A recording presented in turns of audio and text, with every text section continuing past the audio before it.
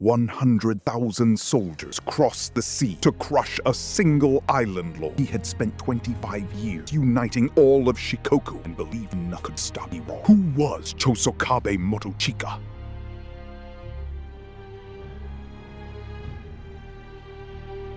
He united an entire island under one banner. Then Japan's most powerful man decided one island wasn't enough. What happened to Chosokabe Motochika next would destroy everything he built, and his own family along with it.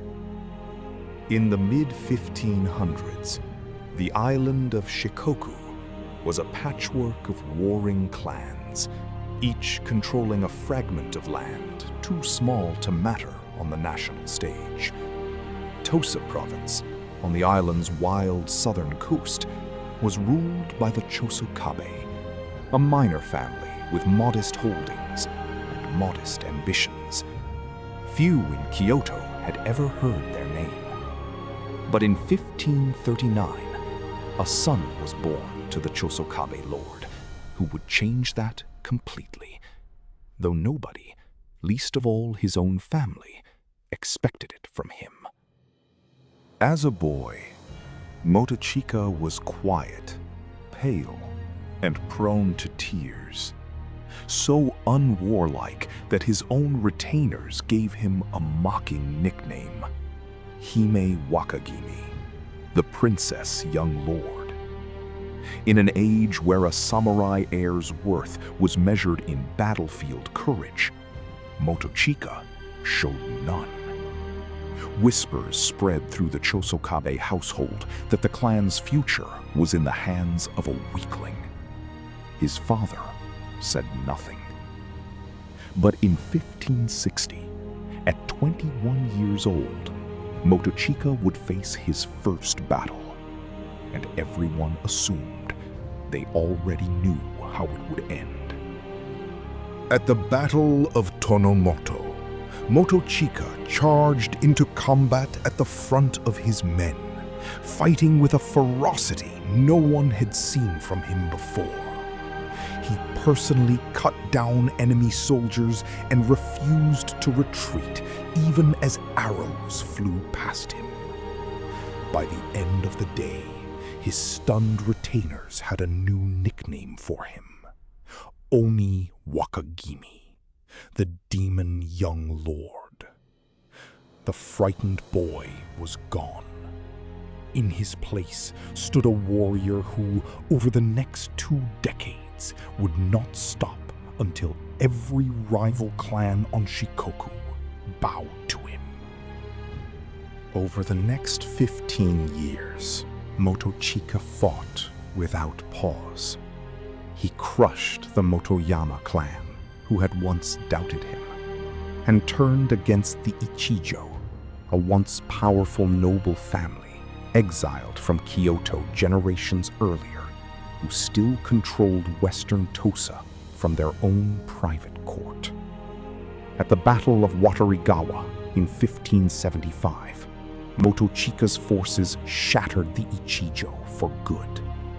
For the first time in its history, all of Tosa Province answered to a single lord. But Motochika did not stop at the borders of his home province. He looked north, across the mountains, toward the rest of Shikoku. What followed was nearly a decade of relentless campaigning. Motochika pushed into Awa and Sanuki provinces, defeating the Miyoshi and Sogo clans one after another. He crossed into Iyo province on Shikoku's western coast, breaking the resistance of the Kono clan in turn. Castles fell. Rival lords either surrendered, fled, or died on the battlefield. By 1583, Motochika controlled more of Shikoku than any single ruler in its history. 3 provinces, dozens of castles, and an army that had never been defeated under his command. Only one province remained outside his grasp: In 1585, Motochika finally completed what no one on Shikoku had ever achieved: total unification.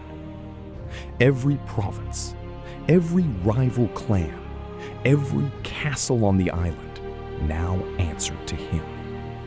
He had spent 25 years transforming himself from a doubted child into the absolute master of an entire island.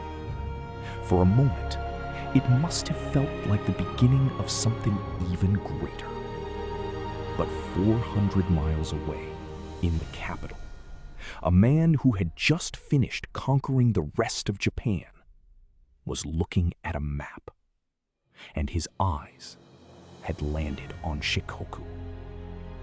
That man was Toyotomi Hideyoshi, the most powerful warlord in Japan, who had just spent 2 years crushing every rival on the mainland. Hideyoshi sent Motochika an offer dressed as generosity: surrender most of Shikoku and keep only Tosa as a vassal. To Motochika, who had bled for 25 years to win every inch of that land, it was an insult. He refused. In the summer of 1585, Hideyoshi's response arrived, not as a letter, but as an invasion force of over 100,000 men, crossing the sea toward Shikoku in 3 directions at once. Motochika's entire army numbered perhaps 40,000 men, spread thin across an island he had only just finished conquering. Against him came 3 separate Toyotomi armies, each larger than his whole force, landing on different coasts simultaneously. Castle after castle fell within days. Motochika rushed from province to province, trying to organize a defense. But there was no front line to hold, only a collapse happening everywhere at once. In less than a month, the island he had spent half his life uniting was being unmade piece by piece.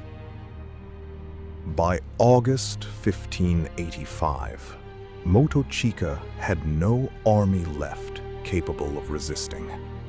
He surrendered to Hideyoshi's commanders, ending the unification he had spent 25 years building in less than 30 days.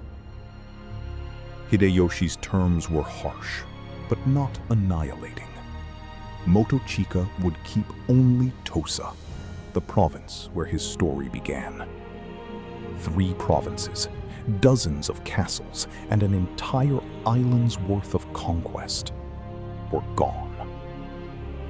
The boy once mocked as the Princess Young Lord had become, briefly, the master of Shikoku, and was now, once again, simply the Lord of Tosa. As Hideyoshi's vassal, Motochika had no choice but to fight in his new master's wars. In 1586, Hideyoshi launched a massive campaign against the Shimazu clan of Kyushu, and Motochika's forces, including his eldest son and heir, Nobuchika, were ordered to join. Motochika had raised Nobuchika as his successor for over 25 years, training him personally, grooming him to inherit everything the Chosokabe had built.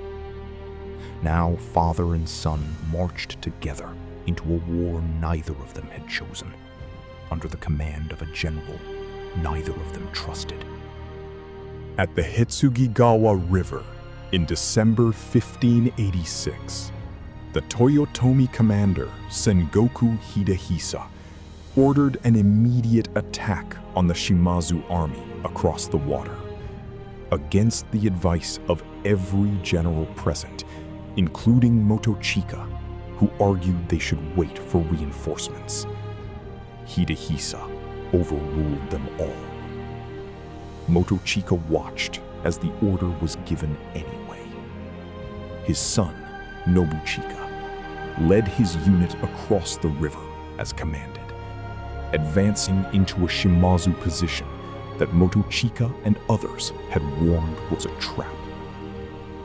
There was nothing left to do but follow the order and hope. It was a trap. The Shimazu had drawn the Toyotomi forces across the river deliberately, and as Nobuchika's unit advanced onto open ground, they were surrounded from 3 sides. The battle became a slaughter.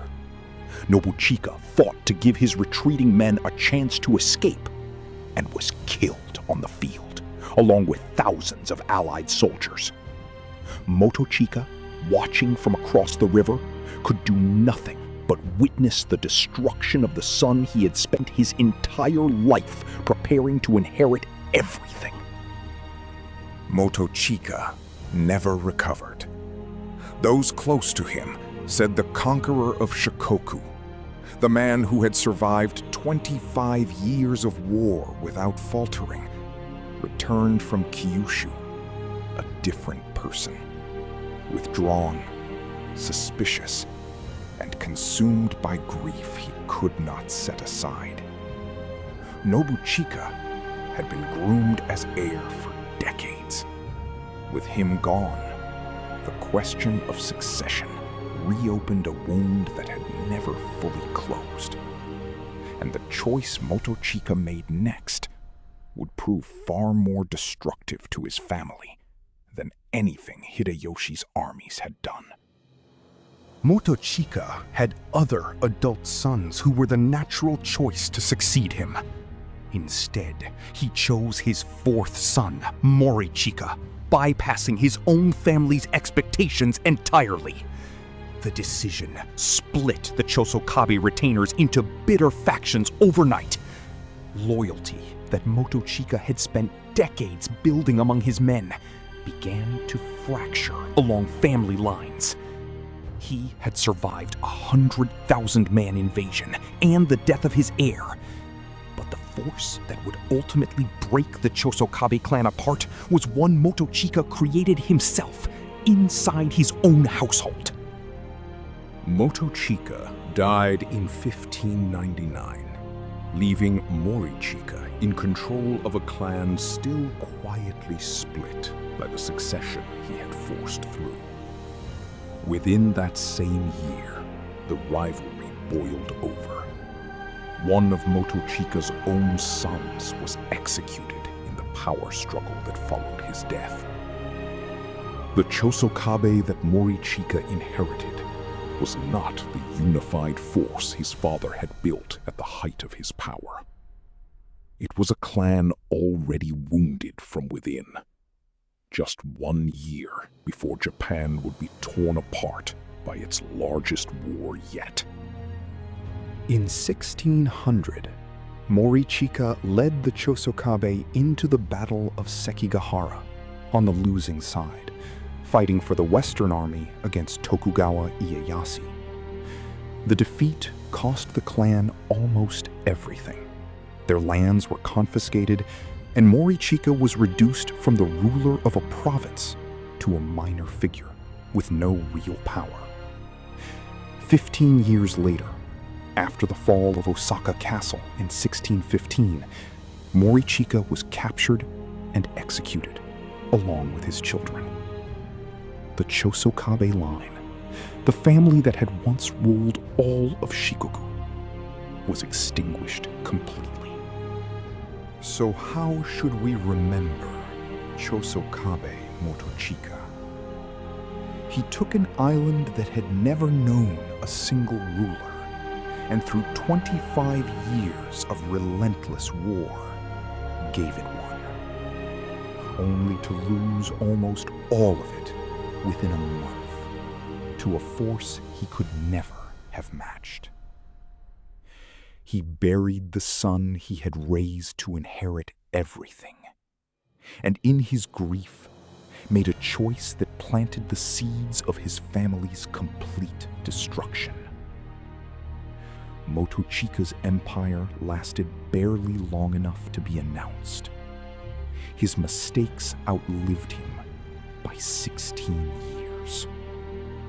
Motochika's story is one of a man who proved himself through war again and again, and was still undone by forces beyond the battlefield.